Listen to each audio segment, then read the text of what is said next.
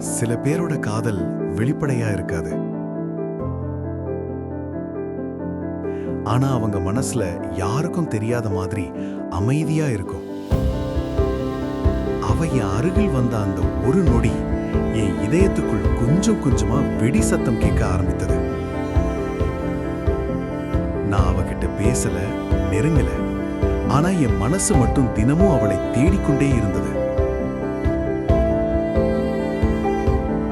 காதல் சொல்லாமலே நெருப்பு மாதிரி மெதுமெதுவா உள்ளுக்குள்ள நுழைஞ்சிட்டா. சில காதல் சேர்றதுக்காக இல்ல, நினைவா மாறுவதற்காக கூட இருக்க.